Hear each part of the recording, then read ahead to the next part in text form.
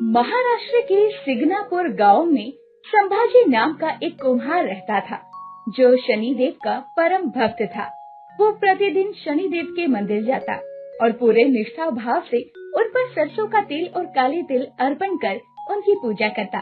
संभाजी की एक छोटी बहन भी थी, जो अपने बेटे और पति के साथ शहर में रहा करती थी। एक दिन संभाजी मिट्टी के बर्तन बना रहा था कि तभी एक सेठ उसके दरवाजे पर आता है। अरे भाई, संभाजी का घर यही है क्या? जी जी, मैं ही हूँ संभाजी, कहिए। वो मैं शहर से आया हूँ, मेरे घर में शादी है, इसीलिए मुझे कुछ मिट्टी के बर्तन खरीदने हैं। इसके बाद संभाजी उसे अपने बनाए हुए मिट्टी के बर्तन दिखाने लग जाता है। सेठ अपनी पसंद अनुसार सारे बर्तन ले लेता है और बदले में उसे 100 रुपए देता है। बाहर आकर सेठ हंसने लगता है। भाई, ये तो मेरा फायदा ही हो गया। उसने तो मुझे गलती से 4 बर्तन ज्यादा ही दे दिए। ऐसे मूर्ख दुकानदार रोज मिलते रहें तो मजा ही आ जाए। लेकिन जैसे ही वो उस गांव की सीमा से बाहर अपने शहर जाने को होता है, उसके कदम आगे बढ़ ही नहीं पाते और अपने आप ही उसे अपनी गलती का पछतावा भी होने लगता है।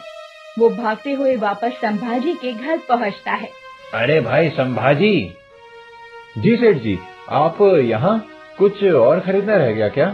अरे मुझे कुछ खरीदना नहीं, बल्कि ये लो अपने 4 बर्तन वापस, जो तुमने मुझे गलती से दे दिए थे। मुझसे भूल हो गई, मुझे उसी वक्त ये वापस देना चाहिए था, लेकिन लालच के कारण मैंने ऐसा नहीं किया। लेकिन अब मुझे अपनी गलती का एहसास हो गया है, इसीलिए दया करके तुम इन बर्तनों को वापस ले लो भाई। ऐसा कहकर सेठ उन बर्तनों को संभाजी को वापस कर देता है और वहाँ से चला जाता है। हे प्रभु, मुझे पता है ये सब आपका ही चमत्कार है। जय शनिदेव, जय शनिदेव। अगले दिन संभाजी मिट्टी के बर्तन बनाने में व्यस्त था कि तभी दरवाजे पर ठक ठक की आवाज आती है। संभाजी दरवाजा खोलता है तो देखता है कि उसकी बहन रिद्धि का बेटा राहुल दरवाजे पर खड़ा था। राहुल, अरे बाप रे, कितने दिनों के बाद आज मामा के घर आया है। अंदर आ। वो मेरी परीक्षा खत्म हो गई तो माँ ने कहा कि आपके यहाँ घूम आऊं, इसीलिए चला आया। बहुत अच्छा किया भांजे, इस खाली घर में मेरा मन भी नहीं लगता, इसीलिए इन मिट्टी के बर्तनों को बनाकर अपने दिन काट लेता हूँ। मामा जी, कितनी बार तो आपको कहा है कि आप हमारे साथ शहर चलिए, लेकिन आप हैं कि सुनते ही नहीं। अरे बेटा, मेरी जिंदगी गुजर गई इस गांव में, अपने शनिदेव को छोड़कर कहाँ जाऊंगा। मामा जी, पूरे महाराष्ट्र में क्या एक यही शनिदेव का मंदिर है? हमारे घर के पास भी शनिदेव के कई सारे मंदिर हैं, आप वहाँ आकर पूजा कर लीजिएगा। नहीं नहीं, ऐसा नहीं कहते राहुल, तुम अभी सिंगणापुर के इस शनिदेव के मंदिर के बारे में कुछ नहीं जानते, इसीलिए ऐसा कह रहे हो। मतलब मैं कुछ समझा नहीं। ये सब समझने के लिए तुम्हें पहले मेरे साथ शनिदेव के इस चमत्कारी मंदिर में जाना होगा। इसके बाद संभाजी अपने भांजे को साथ लिए भगवान शनिदेव के मंदिर जाता है। दोनों मामा भांजे मिलकर शनिदेव को काली तिल और तेल चढ़ाते हैं। इसके बाद संभाजी राहुल से कहता है, राहुल, इस मंदिर की ये सबसे बड़ी खासियत है कि अगर इस मंदिर में मामा भांजे एक साथ मिलकर पूजा अर्चना करें तो अत्यंत फलदायी होता है। अच्छा, अगर ऐसा है तो मैं आपके कहने से आज शनिदेव से मांगता हूँ कि जिस नौकरी के लिए मैं परीक्षा देकर आया हूँ वो मुझे मिल जाए। मैं भी मेरे आराध्य शनिदेव से ये प्रार्थना करता हूँ कि वो तुम्हारी ये इच्छा अवश्य पूरी करें। तभी राहुल थोड़ा चिंतित दिखाई देता है, जिसे देखकर संभाजी उससे पूछता है, अब क्या बात है राहुल, कुछ चिंता में दिख रहे हो? वो मैं सोच रहा था कि बाकी सभी मंदिरों में भगवान मंदिर के अंदर रहते हैं, लेकिन यहाँ तो इसी खुली जगह में सिर्फ ये एक बड़ा सा पत्थर है जिसकी सभी पूजा करते हैं। ये सुनकर संभाजी हंसने लग जाता है। तभी तो मैंने कहा था कि अभी तुम शनिदेव के इस चमत्कारिक मंदिर के बारे में नहीं जानते हो। अगर जानोगे तो तुम भी यहीं के होके रह जाओगे। मैं समझा नहीं मामा जी। चलो, मैं तुम्हें सिंगणापुर के इस चमत्कारिक मंदिर की कहानी बताता हूँ। इसके बाद दोनों एक पेड़ के नीचे जाकर बैठ जाते हैं और संभाजी उसे सिग्नापुर की कहानी बताने लग जाता है। कई साल पहले हमारे गांव सिंगणापुर में एक बहुत भयानक बाढ़ आई थी। बाढ़ का पानी उतरने के बाद एक आदमी अपने घर को जा रहा था कि तभी उसकी नजर एक अजीबोगरीब पत्थर पर पड़ती है, जो कि एक पेड़ पर जाकर फंसा हुआ था। उस पत्थर से एक अजीब तरह की अलौकिक शक्ति का आभास हो रहा था। अरे, ये कैसा पत्थर है?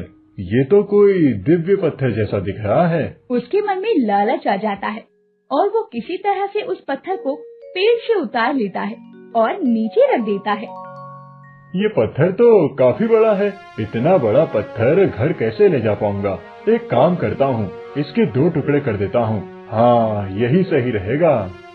इसके बाद वो आदमी उस पत्थर के टुकड़े करने के लिए उस पर हथौड़ा दे मारता है, लेकिन हथौड़ा पड़ते ही उस पत्थर में से खून निकलने लग जाता है।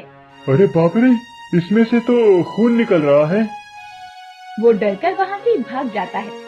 उसी रात गांव के एक व्यक्ति के सपने में शनिदेव आते हैं और उस चमत्कारी पत्थर के बारे में बताते हुए कहते हैं, वो रहस्यमय पत्थर मेरा स्वरूप है। तुम लोग उसे अपने गांव में स्थापित करो और सरसों के तेल से मेरा अभिषेक करो, मेरी पूजा करो, तुम सभी का भला हो।